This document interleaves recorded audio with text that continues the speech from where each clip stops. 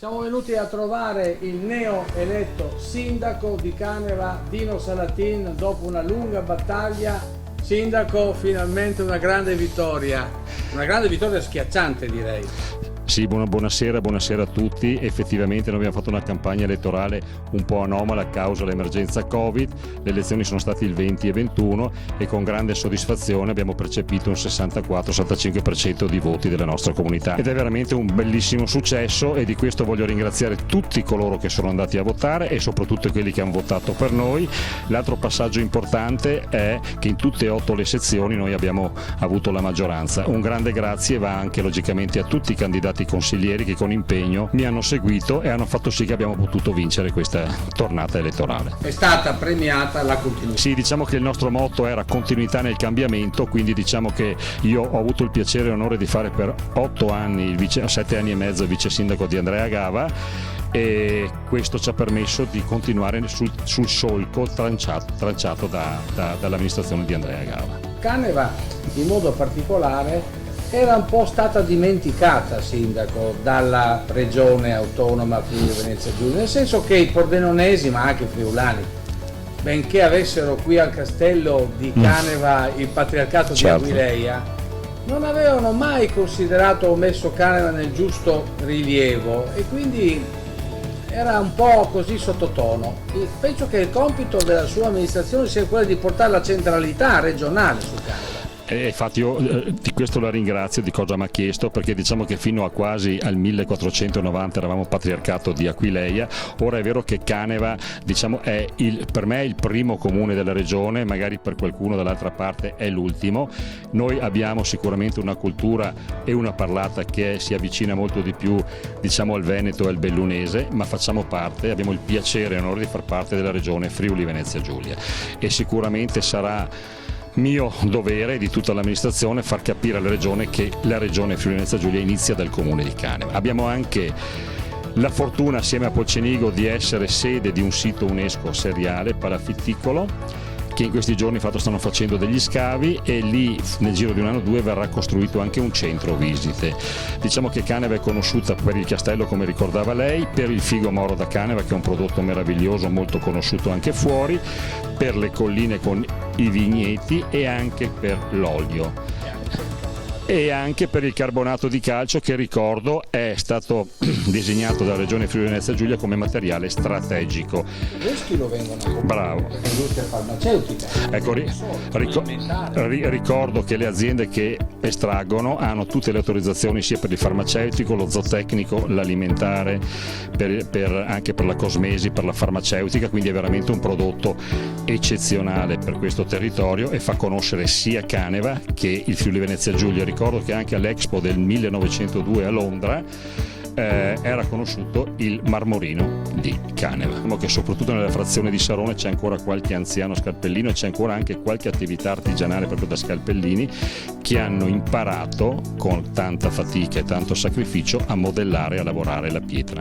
che adorna muri, case e quant'altro. Io vorrei che lei ricordasse ai nostri telespettatori le particolarità di questo paese, che sono uniche, non solo del settore estrattivo ma anche turistico, dell'olio, del settore enogastronomico, del frantoio, di tutta questa filiera, per non parlare poi delle vostre splendide casere. Ecco, io ricordo che il comune di Caneva ha 45 km², arriva alla Crosetta del Cansiglio ed è comune di Caneva e regione Friuli Venezia Giulia una gran parte della Candaglia. Noi abbiamo il piacere di avere di proprietà 2 malghe e 4 casere affidate a 2 aziende agricole che stanno facendo un lavoro meraviglioso. Ricordo anche che una delle malghe è l'unica fattoria didattica delle 161 malghe in regione Friuli Venezia Giulia. Quando avevamo iniziato con Andrea Gava, la prima cosa che avevamo fatto un nuovo regolamento delle malghe, perché è chiaro che bisognava rivalorizzarle. Abbiamo investito anche parecchi soldi e adesso ne investiremo ancora per rimetterle ancora più in ordine. E Abbiamo anche fatto assieme ai comuni di Polcenigo, Budoia e Aviano un info point in Crosetta del Cansiglio in cui potete passare, trovate tutto quello che facciamo assieme. Con questi 4 comuni abbiamo fatto anche un calendario di eventi che sia unico per tutta la Pedemontana e soprattutto grazie a una nostra visione di sviluppo del territorio, visto che se il territorio è lavorato la collina è anche molto più in ordine, abbiamo costruito questo edificio agroalimentare che chiamiamo della Pedemontana Pordenonese, che ha sede in Caneva, in cui c'è un frantoio grazie ad un contributo della regione Friuli Venezia Giulia, c'è un negozio per la vendita dei prodotti del territorio, e per territorio intendo la Pedemontana Pordenonese, e c'è anche una piccola officina di trasformazione per le piccole produzioni locali, perché molto spesso alcune piccole aziende non riescono a trasformare il loro prodotto. Ricordo che a Caneva c'è la più grossa azienda di olio della regione Friuli Venezia Giulia e ricordo che il nostro territorio da qui fino ad Aviano ha circa 35.000 olivi ed è quello che può espandersi di più. Ci sono, come diceva giustamente lei, parecchi vigneti con dei vini splendidi. A Caneva ci sono 7 aziende agricole che trasformano, di cui 2 anche biologiche. E poi diciamo un altro passaggio importante di questo territorio, lo ripeto ancora, è il Figo Moro da Caneva, che è un consorzio che ha tutelato e ha rilanciato un prodotto povero del nostro territorio che esce soprattutto perché ci sono dei microclimi molto particolari, un terreno calcareo, un figo che è una cosa meravigliosa, sia venduto fresco sia trasformato, e questo consorzio sta facendo un lavoro splendido ed ha avvicinato anche molti ragazzi giovani a questa attività.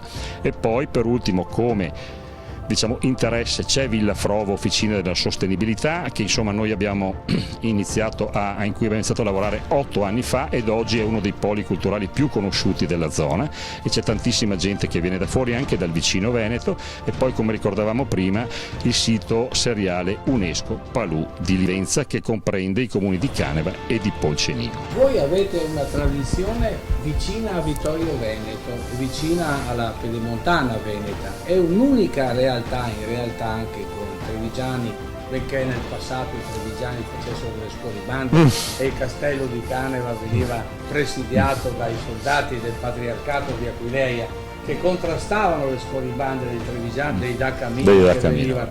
All'epoca era tutta una battaglia.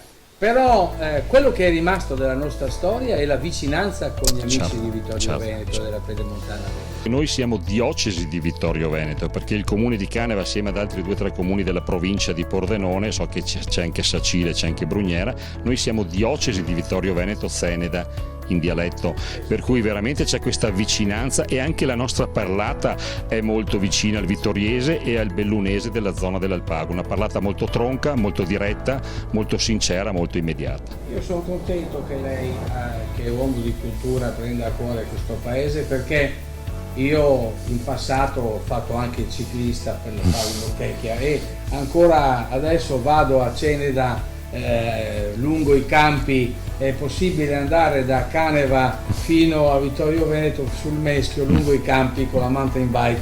Mi auguro, sindaco, che venga completata la pista ciclabile che da Polcenigo porta a Caneva. Sì, diciamo che è un progetto UTI, ci sarà una pista ciclabile che da Budoia arriva fino alla fine di Stevenà e quindi è il confine con la frazione di Villa di Cordegnano. Ricordo, a proposito di tradizioni ciclistiche, noi abbiamo una splendida società sportiva che è il GS Caneva, che negli anni era conosciutissima ed era uno dei più bei vivai del ciclismo dilettantistico, il cui presidente è il compianto Gianni Biz, che vorrei ricordare, e oggi la sta seguendo il figlio Michele.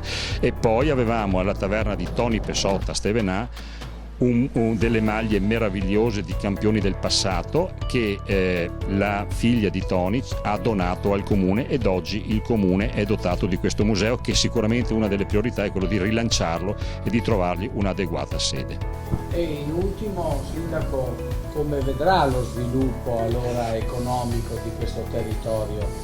Come lo concepisce, visto che lei sarà sindaco per i prossimi 5 anni? Io ho letto la sua, sua campagna elettorale e i suoi propositi. Da dove cominciamo? Ma guardi, noi diciamo che abbiamo uno splendido territorio, è un po' quello di tutta la Pedemontana, abbiamo solo il bisogno di farlo conoscere molto di più, di renderlo più fruibile, e quindi sicuramente avremo bisogno di fare una variante generale del piano regolatore che permetta di recuperare dei borghi splendidi che ci sono nelle frazioni di Stevenage, in quella di Sarone, perché questo è un dovere. Abbiamo bisogno di renderlo più attrattivo, quindi sicuramente serviranno, già ci sono parecchi bed and breakfast e ristoranti, ma avremo bisogno di implementarli, ed avremo bisogno di un turismo responsabile, cioè non di un turismo di massa, perché non saremo in grado sicuramente di accoglierlo, ma di un turismo che rispetti il nostro territorio. L'altro passaggio è questo: sicuramente dovremo attrezzarci anche con un'area camper, dovremo implementare ancora di più i percorsi ciclo pedonali, legandoli sempre alle nostre aziende agricole, in modo che la gente che venga da fuori possa andare a visitarle e a degustare. Nel progetto di sviluppo c'è anche la creazione di capannine elettriche sia per le e-bike, visto che adesso stanno andando molto bene, e visto che noi siamo un territorio collinare e montano, o uno è allenato se no fa un po' di fatica, invece con le bike si riesce. Bravissimo, bravissimo. E quindi è questo che vorremmo fare, cioè vorremmo rendere tutta la Pedemontana attrattiva per un turismo non di massa, perché non potremo mai permettercelo, ma un turismo serio e rispettoso. Visto che abbiamo per questo prezioso elemento, è il carbonato di calcio, il marmorino purissimo, che è tanto apprezzato dai tedeschi e dall'industria farmaceutica, che vengono a comprare qui, pochi sanno in regione la ricchezza che voi avete e che quindi abbiamo, perché siamo una zona autonoma, quindi in Giulia. Ecco, magari un consorzio o un potenziamento della capacità di marketing e di vendita di questo prodotto, che è unico al mondo, 99% di purezza, quindi Caneva, che non è conosciuta, in realtà rifornisce Bayer, rifornisce grandi industrie, potentissime industrie farmaceutiche mondiali, e nessuno lo sa. Ecco, è una ricchezza molto importante. Ecco, diciamo questo: l'attività mineraria da noi è nei secoli, perché insomma noi abbiamo fatto anche alcune serate sulle nostre cave, e ci sono diciamo ancora eventi legati al 1400-1300, quindi è conosciutissima. Oggi, grazie anche al fatto che il marmorino è materiale strategico, si riesce a dargli, probabilmente riescono a dargli il giusto valore, e come diceva lei è impiegato nell'industria farmaceutica, alimentare, zootecnica, della cosmesi, ed è importante per noi far conoscere questo. Le attività estrattive, diciamo, voi le vedete, anche perché diciamo che per quello che concerne il recupero e il ripristino negli ultimi anni, negli ultimi 10 anni c'è stato fatto un lavoro sicuramente molto migliore, ed è chiaro che c'è un po' di impatto ambientale, questo è indubbio, però coloro che hanno estratto hanno cercato di rimettere com'era questo territorio, e di questo li ringrazio, anche perché per noi è l'attività più importante, sia per tutti coloro che ci lavorano e anche per l'indotto che c'è su questo, ed è chiaro che anche loro stanno trasformando, diciamo, probabilmente il loro modo di estrarre, che non è più di quantità ma è di qualità, visto che abbiamo questa. E quindi vedremo, noi abbiamo già fatto e continueremo a fare dei tavoli programmati con le attività produttive, con i cavatori in modo particolare, continueremo su questo versante, chiaramente nel rispetto di quelle che sono le normative di escavazione.